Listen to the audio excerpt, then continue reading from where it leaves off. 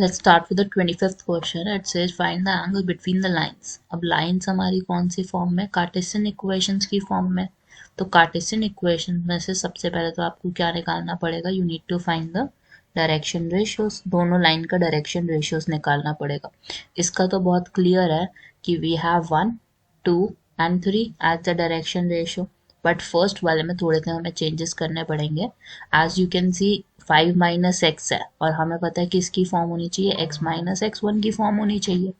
अब x minus x one की form कैसे बनेगी ये हमारी, this would be taking minus common from the numerator. आपके पास आ जाएगा x के आगे पॉजिटिव साइन एंड 5 के आगे minus sign and divided by -7 is the.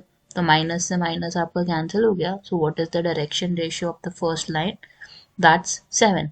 ठीक है. नेक्स्ट वाले पे हमारे पास है y+2 which is in the correct form. ठीक है, करेक्ट फॉर्म है. तो हमारा इसका मतलब सेकेंड डायरेक्शन रेशियो क्या हो गया, -5. Then z/1 is also a correct form क्योंकि z -0 है एक तरीके से.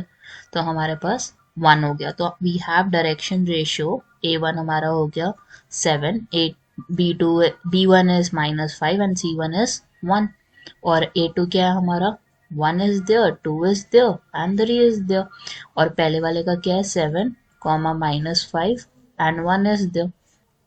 So cos theta would be equal to in this case a1 dot a2 which is like 7 और -5 और 2 को करोगे मल्टीप्लाई तो you would get -10 and then last is 1 into 3 which is 3.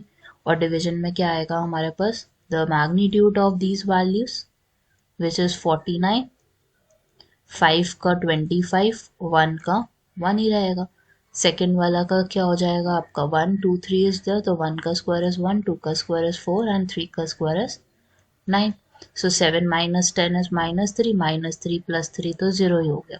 इसका मतलब नीचे वाले को सॉल्व करने की कोई ज़रूरत नहीं है आपको. So I can understand that in this case my cos theta is equivalent to 0. और हमें पता है कि हमारे को एंगल निकालना था, थीटा निकालना था. एंड वी नो कि अगर कंपेयर करना है हमें तो I need to look for कि cos थीटा 0 होता कब है, and it's at cos π/2. cos से cos किया, so what is the value you have, theta as π/2. the angle between the lines would be π/2.